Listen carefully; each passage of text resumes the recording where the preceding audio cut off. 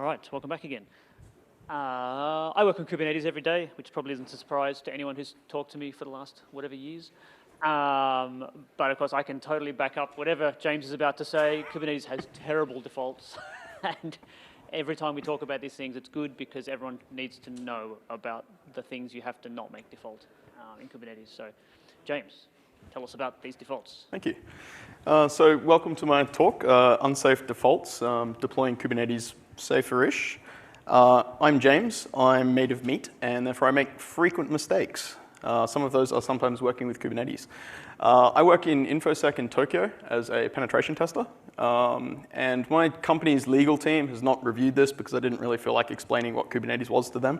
So I'm not going to declare my company name here, but we are looking for good, passionate people who can either dev or ops or do both or do InfoSec or whatever. So if you weren't at the jobs, birds of feather earlier, come talk to me if you maybe want to move to a country that like acknowledges climate change or something. Could be fun. But I'm here all week. So quickly, what is this Kubernetes thing anyway? I've been testing a lot of the security of some deployments of this recently, so I thought I'd give a talk on that. So like, hopefully this is immediately clear to everyone. Thanks for coming to my talk. Right, no, but seriously, somewhere about here in the DuckDuckGo results, we find that Kubernetes is the new SaaS, right? It is the new suffering as a service. No, but for about approximately the next 10 minutes, I'm going to do an absolute injustice and super quickly explain what Kubernetes is in case you've never used it before, and how you might go about installing it. And then the next 10 minutes will be just some really quick wins you can make on improving the average security of your cluster. Now, please do understand this is a little bit like how to build a race car in 10 minutes. You'll be fine. And then here's how you drive that thing. But you know, let's power on. In the middle of Kubernetes, there is an API. This is super important. You probably know that Kubernetes has something to do with containers already. Hopefully that's why you're here today. And these containers are defined by configuration. You're probably already quite familiar with Docker files. This is not dissimilar to that. The Kubernetes API is most commonly interacted with through configuration. You can read config files from disk, or you can stream them dynamically into the API. And one part of Kubernetes is a state machine. The configuration that you apply to Kubernetes can be used to create policies, and Kubernetes will change its own state to meet those policies. For example, one policy might be always have 3 web server containers running. And if Kubernetes checks its state and finds there is not sufficient numbers running, it will create more of them until that desired state is met. So Kubernetes is an orchestrator. All right? It tells the systems what to do before, during, and after running your containers. So it's got this concept of managing the entire life cycle of an application, from its birth to its death and so on. It's pretty complex, right? There's a lot of different moving parts in Kubernetes, and that makes security difficult. And you get to say DevOps a lot, which is either nice or terrible depending on your perspective. And Kubernetes was originally built designed by Google. You've probably heard things like everything at Google runs in a container, or that every week Google starts 2 billion containers. That's over 3,000 containers per second all week, which is just insane. But Kubernetes is the evolution of their system that they called Borg, which they built to make actually running 2 billion containers a week possible. But from a security perspective, the API, that bit in the middle, is like the good stuff. If you can own that API, you own the entire cluster, and it is super difficult to evict anyone once they've got that level of access. So you need to defend it really, really well. Some quick concepts about Kubernetes architecture. Apologies to anyone that's an absolute expert in this. It's super generalized, but it will help later. In general, you have a master node, which runs your API and a lot of the other core Kubernetes components, and you have at least one worker node that does all of your workloads.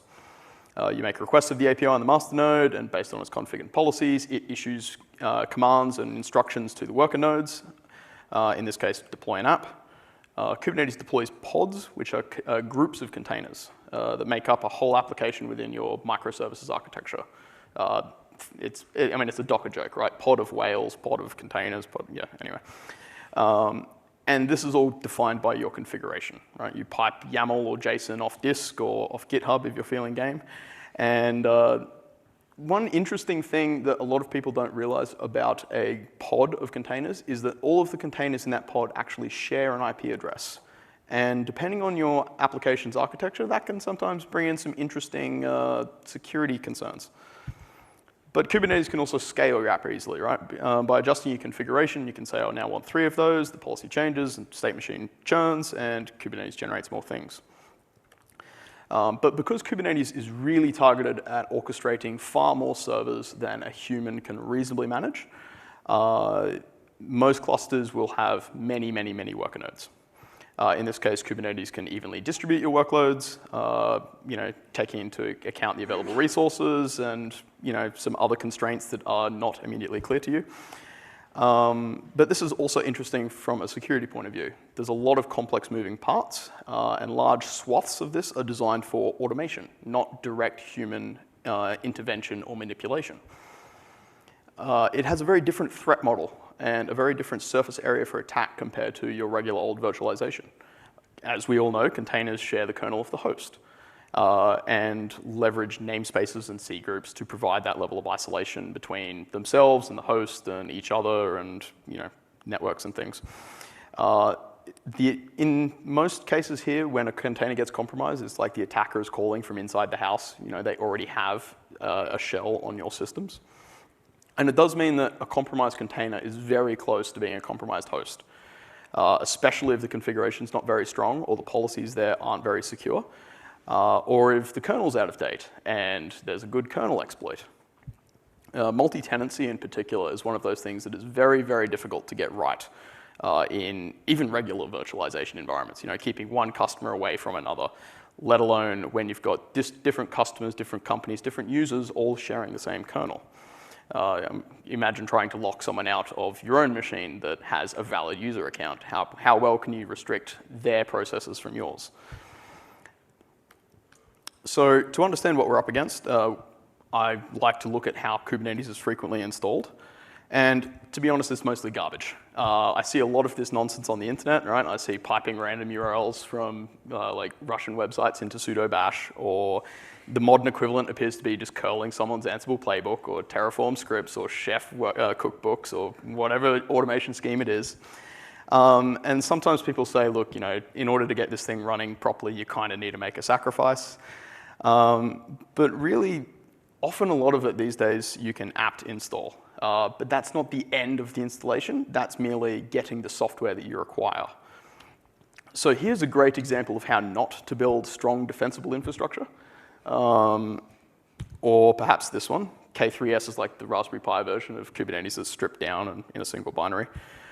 Is anyone actually running Kubernetes at home? Like, do you have a home lab, cluster of Raspberry Pis maybe? Yeah, also spawning 2 billion containers? No? No? All right.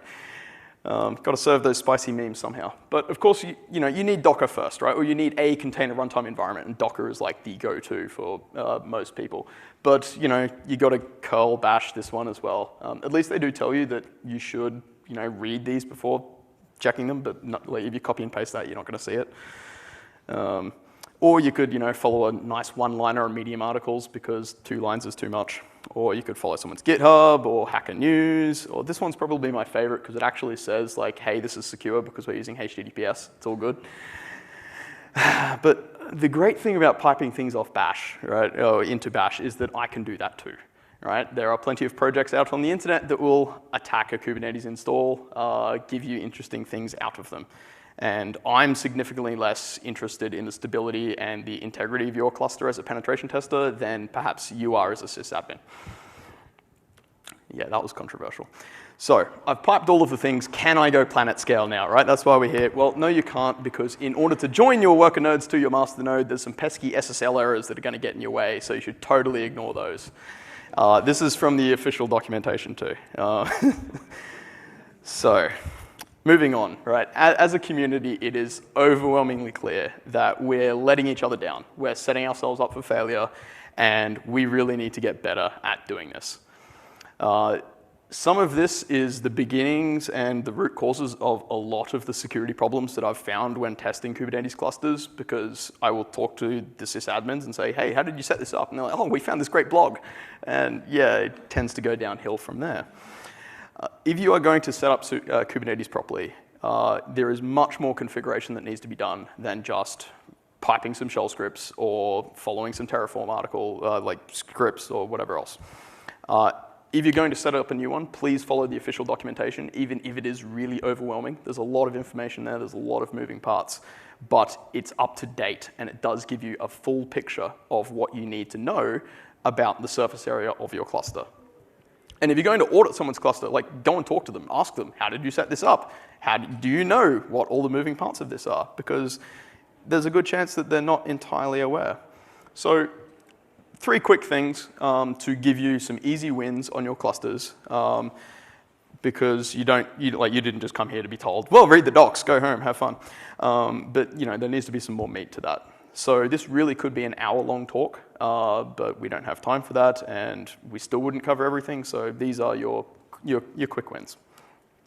So I did mention this API earlier, right? And I said this was the good stuff.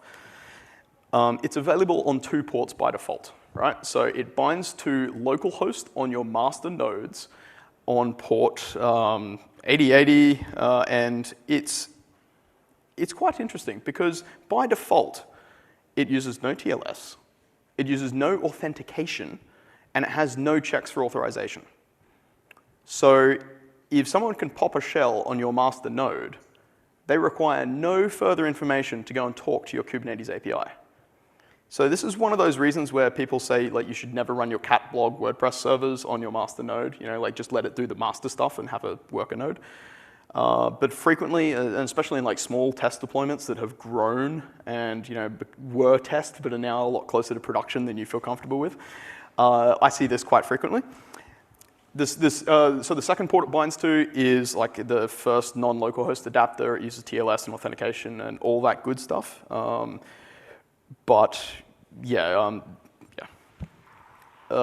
There's a component inside Kubernetes as well that runs on the master node, and it's called the Kube Controller Manager. It does the core control loop elements and regulates the state, a few other components. And until recently, this would default to talking to the API in Kubernetes on that localhost bound port instead of the network port. So what that meant was as soon as people tried to lock this down on their cluster would entirely break, right? The state machine would stop working, it wouldn't be able to automate any more tasks, and they would quickly revert that change because they didn't understand what went wrong, and once bitten, twice shy, not gonna touch that one again. So there are also clusters that have upgraded. So the new version of the Kube Controller Manager does talk to the public network port because it's still just going to hook back locally anyway. But it's forced to check the SSL certificate, and it uses authentication. There's a token involved, and that's much better. But the ones that haven't properly upgraded may not have great security around that. On the authentication and authorization, right, there's a process that a request must go through when talking to that API in order to execute a request. There's 3 main stages. There's the authentication, the authorization, and the admission control. The authentication is typically done with certificates, username, passwords, tokens, all the usual suspects. The authorization comes from policy. So once a user has identified themselves, are they entitled to run that command? This is typically done with RBAC, and the admission control part at the end there is where you can plug in extra modules. So this gives you a final opportunity to validate a request. Can this system do this based on this external third-party thing? So that might be like your external key manager or some third-party vendor security appliance that says, we're going to filter this through some other security matrix. Now, modern clusters will use TLS for all of the communications that happens within here, but by default, out of the box, they're signed by the root CA that's set up on your master node, and that is self-signed. So if you're setting up a whole new cluster, or if you're not using something like Azure AKS, where, say, Microsoft looks after your master node for you, you really should go back and actually make sure that you set that up to be a valid certificate, right? Or at least something you can identify. So when an attacker goes and starts swapping in and out certificates and adding their own keys to certain CAs and things, you can detect that. You can identify it as opposed to, well, it was a randomly generated cert and it appears to be valid.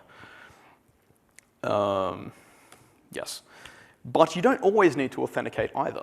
So Kubernetes will tolerate unauthenticated users and bind them to different groups and roles and privileges depending on the version of the cluster and what particular level you've upgraded to. It's worth checking and definitely stripping away privileges from the unauthenticated user role if you want to secure your cluster. You can also just completely outright disable this. There's a command line flag for it. And then that way, unauthenticated users have no ability to glean any information from your cluster.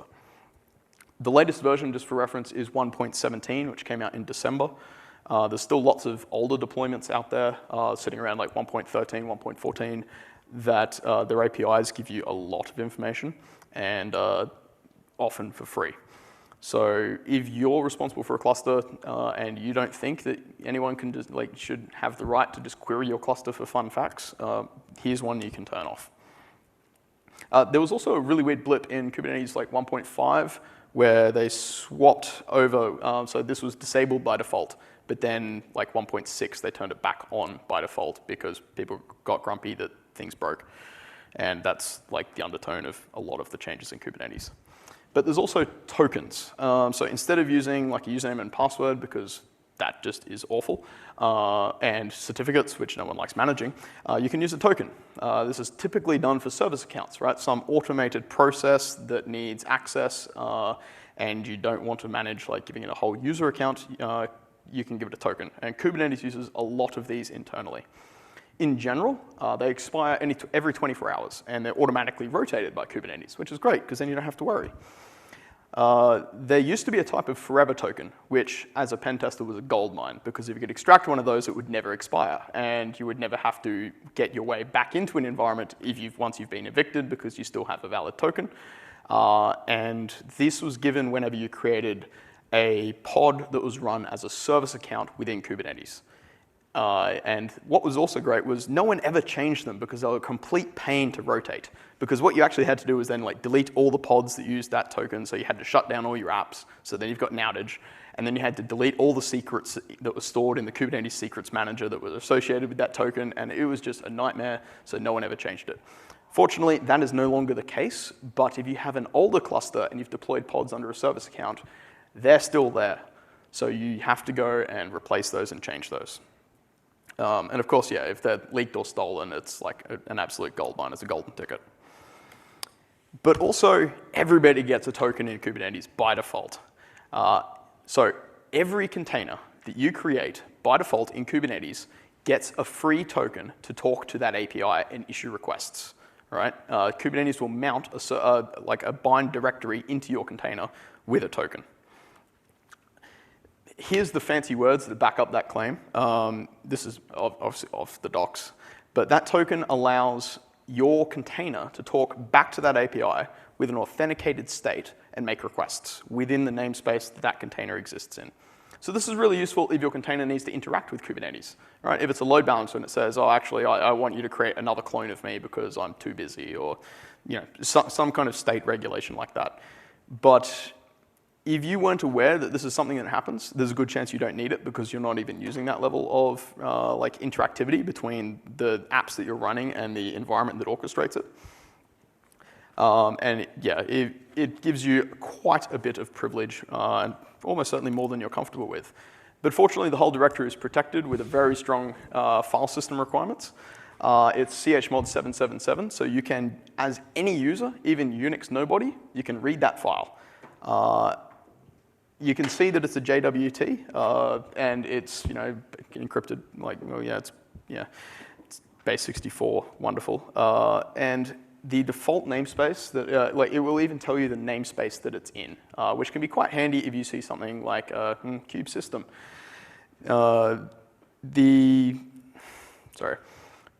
The default namespace is pretty much exactly what it says on the tin, right? That is where all of your apps go if you don't specify what namespace it needs to go in. So it does end up to be quite a dumping zone of spare containers that people haven't quite configured. I don't have too much time to go into namespaces. It's pretty much exactly what you expect, right? They provide a scope for names. They have to be unique. They can't be nested. And it's something you can apply your scope for resource restrictions to. You get a couple for free in Kubernetes. You get your default, your kube system, and your kube public. If an attacker can get access to the kube system one, they pretty much own your entire cluster because that runs all your state management stuff. And yeah, you're going to have a bad time. The other two, you can read by default for free as any valid user, kube public and default. So don't put all of your great, super secret, strong stuff in either of those. But here's how you disable those free credentials, because it's quite easy and everyone loves slides of YAML. If you apply this, this will not mount any more tokens into your new containers that you create. You do have to apply this for every namespace, okay? And then you have to restart all of the pods inside that namespace for this to take effect. So, you know, this is one of those things that if you don't have your load balancing set up quite right, it can be an outage and a pain. But this at least takes away free credentials to your API. You're probably thinking by now, like, what can you do with that token? Well, if an attacker can pop a shell in one of those containers and then read the file, they can then tell Kubernetes to go and delete all your containers, or spawn all of their wanted Bitcoin mining containers, or tell your cluster to go and download a Kali container and then give them a reverse shell back with all of their toolkits running in your environment. They have permission to talk to your orchestrator. So this is really neat as well. Kubernetes has a thing called pod security policy. It's a cluster level resource that controls security sensitive aspects of your pod specification. So your configuration, you can say, I won't allow that because my policy says you're not permitted to do that. This lets you set a bunch of defaults for related fields. So if the users don't specify it, you get to say this is what it's going to be. And it lets you restrict all sorts of nice Unix-y capabilities, right? So you can set your SE Linux constraints, you can set what file permissions are allowed to use, or their Linux capabilities, are you allowed to bind to sockets, stuff like that. So this is still in beta. It's not enabled by default, and it relies on really good RBAC to actually enforce those controls. So you do have to make sure you've got that set up as well. This is really quite cool, and it's definitely worth keeping an eye on. You do have to keep an eye on your logs, right? So you can see the repeated failures of people trying to enumerate what the hell your policy actually says they can and can't do. But that's worth seeing. And yep, because we all love YAML, here's some. Write it down really quickly because I'm going to move to the next slide. Just kidding. But slides really aren't the right medium for this, so I'm sorry. But a couple of points worth pointing out. A privileged container is allowed to mount like whack dev and whack proc of the host inside the container. So that's a really bad thing for security because that's like privilege escalation galore. Allow privilege escalation will prevent running set UID binaries, and the rest kind of just says, well, you're not allowed to run as a root UID. But better yet, I'm going to give a shout out to the creators of this, Dustin and Frenchie from Cruise. They've written this tool which essentially gives you a bunch of great defaults. A lot of sane configurations, and this operates in that admission control, that third section of the authorization component in Kubernetes. And it's called KRail. It's a workload policy enforcement tool, right? So they found this quite helpful in a multi-tenancy situation. It's open source, it's on GitHub, but most importantly, it can provide warnings to the users of Kubernetes on policy violations. So as a user, you're typing away on your terminal, I want to apply this configuration to this remote Kubernetes cluster. It can reject your pods or your config based on a reason that is provided back to you. So in this case, this is actually running that exploit that I showed you off GitHub earlier, and it's saying, oh, you're not allowed to do this because you can't bind to the host networking. This is quite nice because you can set it in like a warn-only mode where it will still allow it, but tell the people, hey, maybe like this is going to break soon, so you should definitely fix that. And it also gives you a lot of metrics and logging across your cluster to help you enforce those requirements and workloads. etcd is a component that sits inside Kubernetes. That's your highly available key value store when you've set it up on more than 3 nodes. More often than not, it's only on 1 node. It holds the actual and desired state of Kubernetes. It's got a lot of keys and certificates and all that kind of stuff. It's protected on disk using military-grade uncrackable base64 encryption. And it's particularly sensitive to your latency and your disk I/O. So if your I/O queue lengths get too long, you can start to crash clusters. You can start to stall all their automation. Denial of service attacks are quite easy through that. It's also a network service, which is great. It sits on port 2379, and write access, this is basically root, because you can just shove your own keys up in there, and it will get deployed to all your nodes. And read access is also like the easiest priv you'll ever have. You can also protect it with authentication. There's a novel idea. You have to go and turn that on manually. That's not something that's set up for you automatically. You can also encrypt the traffic, and you can use TLS to do like peer verification. So by default, if you haven't set that up, there's nothing stopping me adding my own node to your cluster and then like just synchronizing all your secrets. So you can set that up. You can also encrypt it on disk after Kubernetes 1.13, and that does support some pretty good encryption algorithms like AES GCM. It also supports an external key manager, so you can give it to a vendor and make it their problem. You can also restrict it with a firewall, and it's like the first thing that Kubernetes says, hey, if you're going to do anything to secure your cluster, you should really look at this thing and try and isolate it a bit more. So my advice to you in how not to get your cluster owned in the first 30 seconds is to read the docs instead of just piping random scripts off the internet. You should defend your API like your cluster depends on it, because it does. That's the core of telling everything what it can and can't do. You should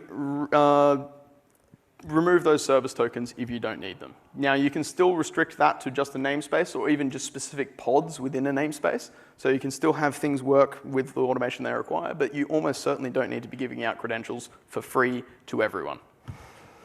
You should probably take a look at that pod security policy thing, because that's really neat. It's effectively your security policies for the entire cluster. And you should encrypt and protect that etcd highly available key store, because that's full of all your secrets, and by default, it's wide open. There's a link at the bottom with some more information. Google's got a lot of really cool docs on how to make this thing kind of secure, because well, they know far more about it than any of we do. If you have questions, come talk to me later. I'll be here all week floating around in the hallway track and some of the other rooms, and there's some other links to some of the resources that I use there. Thank you.